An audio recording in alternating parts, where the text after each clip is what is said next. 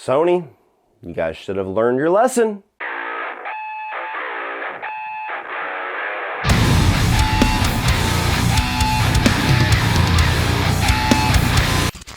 So The Amazing Spider-Man 2 tells the story of Peter Parker trying to balance his responsibility as Spider-Man with his love for Gwen Stacy when Electro rises. What's up everybody and welcome back to my Spider-Man review series, and now we are at the final video before the new film No Way Home comes out tomorrow. We're talking about The Amazing Spider-Man 2. Oh, the complicated conversation that is The Amazing Spider-Man 2. So to give you guys a bit of a context, if you want to go back and check out my previous videos, last week I reviewed all 3 of the Raimi movies, and yesterday I reviewed the first Amazing Spider-Man film. That will give you the full context of how I feel about all 4 of those movies leading up to this one. But to wrap it up slightly, I adore the Raimi trilogy for all of its pros and all of its faults. That's my version of Spider-Man, one of my favorite trilogies of all time. The Amazing Spider-Man is a movie that I acknowledge is a good Spider-Man film, but I've always been kept at arm's distance from it for a lot of the creative choices that they made and the fact that it cut off the Raimi movies right when I think it had a lot of potential to continue going forward. So moving into The Amazing Spider-Man 2, I've gotten rid of a lot of my baggage at this point for wanting more Raimi movies and being upset that we have this new version of the character. I liked The Amazing Spider-Man well enough to go and see a sequel. I thought that Electro was always a cool villain when I was a kid and was curious how they were going to bring that to fruition. But the problem leading up to this film was that it started to become very clear that this movie was going to be overstuffed. Because all of the trailers, and it felt like there was like 97 fucking trailers for this movie before it came out, kept showing a new villain. You got to see Rhino, you got to see Electro, you got to see Green Goblin, and it felt like, guys, didn't you reboot all of this shit and cut off the trilogy that a lot of us loved because that movie was overstuffed and everybody bitched about it for years? Now you're doing that again, just 2 movies in? Are you sure? And there were so many news articles coming out throughout the production of this movie about ideas for a Sinister Six, and this director is going to do a standalone movie, and we're going to talk about Amazing Spider-Man 3, and we're going to set up this, and it just felt like Sony was once again just churning out products. Like, we got to make as much money off this Spider-Man shit as we can while the iron's hot. And as a movie fan, being able to see through a lot of news stories and starting to get worried about problems that were starting to peek their head in the marketing, I walked into this with modest expectations. I figured it was probably going to be fun. I've enjoyed all of the Spider-Man movies to varying degrees, but I was worried that we were going to run into another problem similar to the ones that we ran into during Raimi's Spider-Man 3. Movie came out, didn't make anywhere near the amount of money that they thought that they were going to make because all of the problems, all the things that I was worried about, for the most part, all came to fruition, if not were even worse than I was expecting them to be. This movie is an absolute overstuffed clusterfuck of a movie. Way more egregious than anything that went wrong in Spider-Man 3. That's my opinion, and I don't care who you are not going to change my mind on that. That movie had its problems. This movie had all the same problems, magnified, while at the same time, Sony just being a movie company and being this conveyor belt of products versus being somebody that's actually trying to produce art. So for me personally, the errors in this movie between studio and filmmaker, way more egregious, way more offensive than anything that I got in Spider-Man 3. And the release of this movie angered so many fans, both ones that were hesitant about this franchise as well as the ones that really enjoyed the first film, and just put a bad taste in everybody's mouth to the point where Sony once again pivoted, cut the franchise off at its knees, and rebooted and started anew once again with the Tom Holland franchise in conjunction with the MCU just a few years after this movie was released. But with all that being said, despite the fact that there are many huge glaring issues with this movie, I still can watch it and have a decent enough time with it. This is a movie that I think is very, very watchably bad. It's a movie that has tons of problems that I can still enjoy the problematic ride from start to finish for the most part. There's not been one single Spider-Man movie released yet, and I hope No Way Home is not the exception to this rule, that I have not enjoyed on some level. So, with that being said, let's talk about the positives regarding Amazing Spider-Man 2. And just like I said with the first Amazing Spider-Man, the biggest thing here, the biggest thing they have going for them, is that chemistry between Andrew Garfield and Emma Stone. And I think it's even better in this movie because this movie is pretty much solely talking about their relationship, and the themes of the movie and the story focus and the character development of Peter Parker is almost exclusively about him balancing his heroic life as Spider-Man with his deep love for Gwen Stacy. You know, they have scenes together where they're joking around about how they got to be friends and they have to have boundaries. That's a very cute, playful scene that, once again, like someone like Emma Stone that just has this natural comedic chemistry just eats that scene up, and it just makes them, they're just adorable. They're just fucking adorable to watch. These two are cute as hell. Hi. And that constant pull and tug that they both have, where it's like, should we or shouldn't we? Should we or shouldn't we? It could easily be annoying. It could easily be played out if you didn't have actors that just, you believed were together. You believed that loved each other, that had that natural charisma, that natural chemistry, and that natural pull with each other that you do with these two leads. And it ultimately leads to one of the most, if not the most emotional scene you get in any of these Spider-Man films, which is the death of Gwen Stacy and the reaction of Peter Parker and the performance of Andrew Garfield in that moment. Despite how we got to that sequence, which I'll get into, I think that sequence in and of itself is beautifully tragic, and that is what should have been their focus with this movie. Is if that's what we're going to focus on, if this is the movie, the death of Gwen Stacy, that's what we're going to go for, you should have really focused on that being 75% of what this movie was about. Electro, Green Goblin, Rhino, all that shit, you know, you pick one of them to be here and just focus on the tragedy of the love of these two characters. But even the little amount that we get here, which should have been much more, is pretty damn good. Special effects, I think, are pretty fucking incredible in this movie. All the effects, the electric effects and the phasing effects and everything that you get with Electro, I think they do a pretty damn good job with. All the individual sequences where Spider-Man is either swinging or his spider sense, like the scene where people are about to touch those poles that are electrified and he kind of like in a moment's notice has to shoot his web shooters and tie all these people up. That's an awesome sequence. The fight at the third act in that little power plant with Electro is gorgeous to look at. The movie is much brighter, much more colorful, has a lot more of a varying palette to look at. It's much more of a feast for the eyes than the very drab original film. And so just special effects and visuals wise, I think that you could almost put this movie on in the background and has it just, you know, going on while you're doing other things, and it's something that's really nice to look at. I really love what they do with Aunt May here, especially with Sally Field's performance. I still don't feel like we got enough between these two characters to really feel that bond and that pull and that parental guidance that Aunt May is so integral for the character of Peter Parker. But what we do get in this movie where she is kind of calling him out, where he's figuring out this mystery with his father, and she's like, you're my son, you're my boy, damn him, to hell with that. And I love that scene. That's one of my favorite scenes in this movie. For all the huge, giant spectacle action shit that's going on here, and all the different villainy and plots, and all the setup for all these movies that we're never gonna fucking get, the small, individual, intimate character moments is where this movie shines. And it's obvious with a director like Mark Webb, that's where he is at his strongest as a storyteller. So that whole sequence between him and Aunt May and how she develops across this movie, I really enjoy that. Now moving on to the mixed, and there are a ton of things in this movie that belongs in this category simply because it was a good idea that was executed mediocre to terribly. Now, one of them here is the character of Green Goblin. Now, Green Goblin unfortunately feels like he's just thrown into this movie to set up a Sinister Six film. And much like with the way that they utilized him in the Raimi trilogy, Green Goblin's a bigger character than I think the movie studios have ever realized. Like, Green Goblin is the arch enemy of Spider-Man. Green Goblin is the Joker of this universe. And it never really feels like a movie or a trilogy or a series of Spider-Man films have ever fully realized his character in that way. And this is the most egregious thus far, to where you get Harry brought in, played by Dane DeHaan. I like his casting. I like Dane DeHaan as an actor. I think he does great in a villainy type role.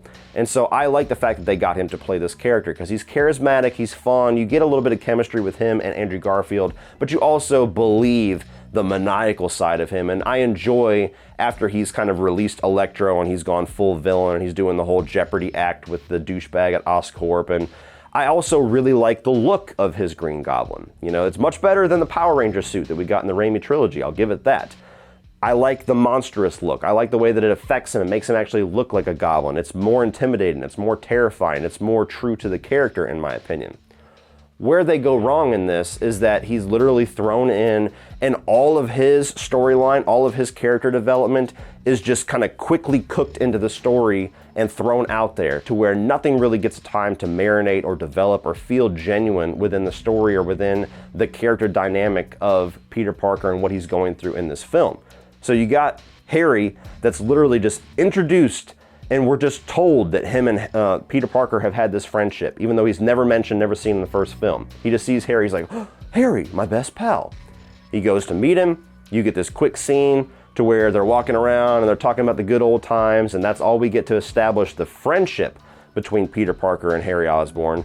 The very next time they interact, he's dying immediately and is all but extorting Peter to get the blood of Spider-Man. Then the very next time we see him, he's going full villain and trying to kill Spider-Man, then realizes it's Peter and tries to kill Gwen. And so all these things that feel like about 2 or 3 movies of development, of 2 or 3 movies of an arc between these two characters, like we got with Harry Osborn in the original trilogy, is just kind of thrown in haphazardly into this movie that already has 2 or 3 storylines going on as it is. And because of that, we as audience members can never really get invested in what's going on with him. We can't really get invested in the friendship between Peter and Harry because we get one scene of it. We can't get invested into the dismissal or the deterioration of that friendship between Peter and Harry because we get one scene of it. We can't really get invested in this villainous, tragic turn of this character that's, facing death quite literally because he gets this fucking disease from his father that apparently took like 50, 60 years to kill his ass, but Harry's got like a week. As soon as he starts to get a scale, he's gonna die immediately. And that whole thing just feels like this stupid ticking time bomb that was just thrown into the movie to artificially add urgency that never feels earned. And even to the point of this version of Green Goblin being the one that kills Gwen Stacy. As soon as he shows up, that's the first thing that he does. This is the first time we're experiencing Green Goblin, and the first thing that he does is nab Gwen Stacy and throw her down into this little clock tower. Now, individual sequence-wise, I think that her fall, the special effects, the slow-mo with all of the different gears and everything, her smacking her head on the pavement, and Andrew Garfield thinking he saved her and taking a good 90 seconds to even see the blood coming out of her nose, all of that in and of itself, I think is amazing. But the lead up to that is, again, just something that's quickly thrown in, that's just rushed. We got to get to this because we got Sinister Six movies and Venom movies and all this other shit that we want to do. Hurry up, kill her. Another mixed element, the whole mystery and the reveals regarding Richard Parker and what's going on with Peter's parents and what happened to them and why were they on the run and what was up with that sequence we got for the first 3 minutes of the first film. I think that this movie does a better job at making us more invested in what's going on because they give them a more action-centric, like James Bond style opening on that airplane. There's a lot more focus on the intrigue of what's going on with these specific items my father left me, what's going on with this train that's hidden underneath the city of New York. All of that. I think all of the buildup and all of the setup is really interesting, and it makes me a little bit more intrigued on a plot line that I felt like was absolutely useless and pointless in the first film. Then you get to the end of the line, you get to the end of the mystery, you get to that little video that Richard Parker left that somehow he knew somebody was going to find, and what answers do you get from that? Peter's DNA is in the spiders, and Oscorp is bad. Don't give a fuck and no shit. The character of Electro, when he actually becomes Electro. Then let's go catch a spider. I think that he's a cool looking villain. I think that his powers are very sinister and very interesting, and there's a lot of potential for big special effects sequences, most of which they fully realize in this movie. On the negative side, the human version of Max Dillon. What the fuck were you thinking with that? I don't know if that was the way the character was written, or the way that Jamie Foxx interpreted it, or some weird mishmash of both. But not only on the trope side, that is a character that we have seen a dime a dozen in this subgenre alone. You've got the Riddler in Batman Forever. You've got Syndrome in The Incredibles. You've got fucking Guy Pearce in Iron Man 3. The nerdy, weird, awkward guy that loves the hero, feels betrayed, and then turns into an asshole. We have seen that so many times. So right off the bat, not doing anything interesting with this character.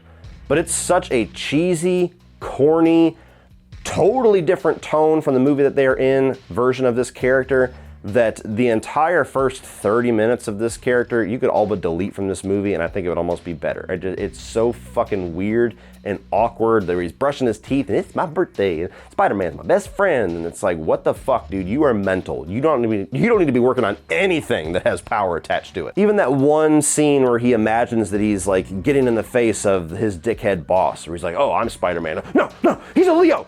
You're a Sagittarius. Don't you say that ever again. I'm sorry, what? You're pissed about his zodiac sign? Who the fuck wrote this? The quippy attitude of Spider-Man. Is there some good lines? Yes.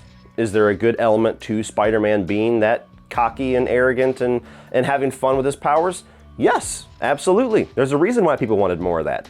The way they do it in this movie makes no fucking sense. You have the whole opening of the film to where he is stopping literally in the middle of this crazy ass situation that's pouring through the streets of New York to talk shit to Rhino for like a full 90 seconds. Meanwhile, cars are getting smashed into, people could be getting crushed by this fucking truck, there's gunfire going on, there's a pile up with like 16 cop cars.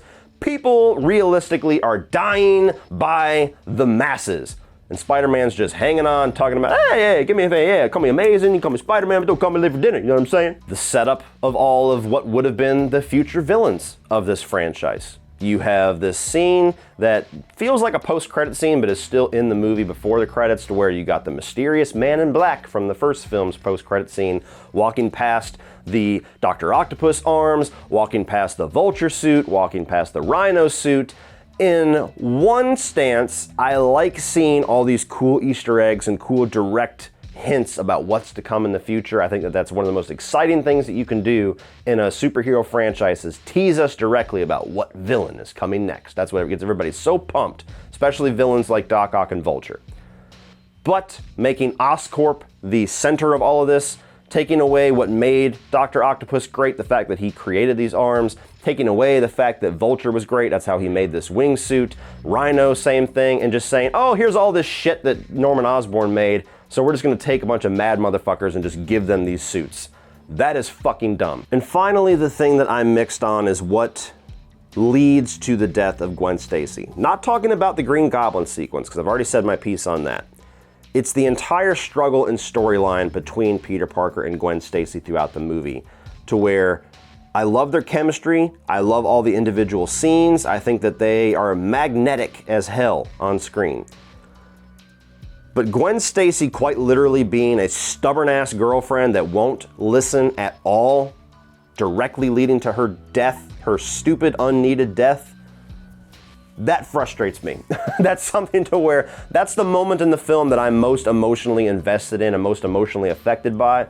But on this most recent rewatch this morning, I couldn't help but think that during the entire last third of this movie, every time that Peter is saying, stay here, stop, don't come, stay away, be safe, and she's like, I make my own decisions, fuck you. That whole thing leading to her death makes me dislike her character a little bit, and makes me think that this brilliant, giant, smart, strong character that she is somewhat made out to be in these two movies is a bit of a fallacy, and she's kind of an idiot to a certain extent. I mean, I get that to a degree he needed her help for the Electro fight. I think they could have, he probably could have figured out another way, but nonetheless, he helps her very much get rid of Electro, and then just stands around while Green Goblin comes. When you said Spider-Man said no.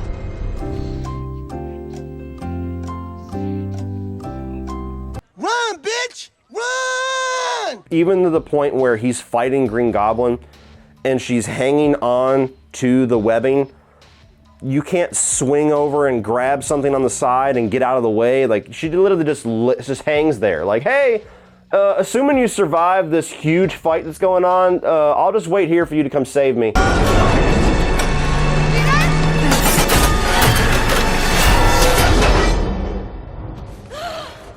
I don't know. I don't know what it is. Maybe it's because this is the frustration of knowing what it's like sometimes to tell your woman something that's for her own good and she doesn't listen.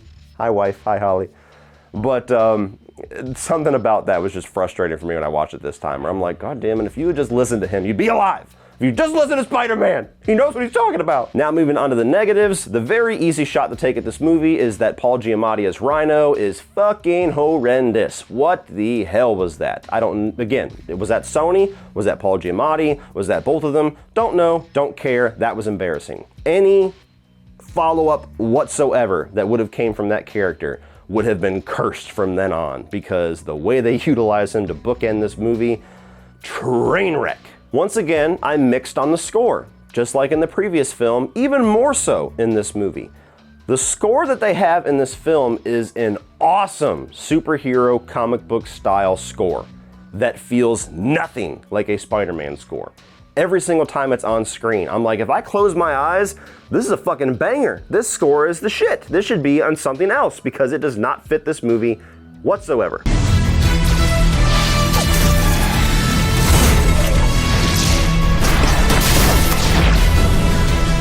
The way that they kill off and utilize Norman Osborn, who's the true Green Goblin, that's fucking stupid. You cast somebody with the acting caliber of Chris Cooper to play Norman Osborn, which is brilliant casting.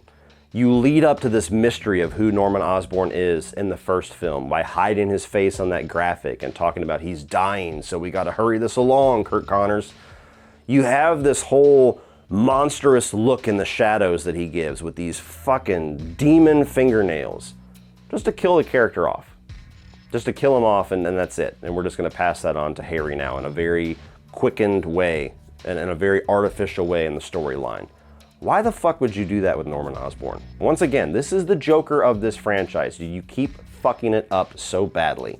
Why go through the effort to make this such a foreboding presence? Why go through the effort to cast somebody like Chris Cooper for one scene? And I also hate the way that this movie ends. I think that they set up a really, really brilliant downer of an ending for this movie with the death of Gwen Stacy, followed by that silent montage of Peter Parker standing at her grave for 2 or 3 different seasons, for what is eventually revealed to be like 5 or 6 months, just him staring at her grave.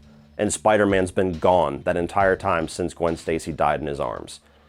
End the movie there. Leave us conflicted. Leave us worried, leave us invested in how is he going to come back? Spider-Man's got to come back. How are we going to get him back? What's going to bring Spider-Man back? What villain, what huge plot is going to drag Peter Parker back from the depths of hell that he is living in to reclaim his throne as the hero of New York City in the next film? No, they don't do that. They just quickly go past it like it was nothing. 5 months just montaged in a minute.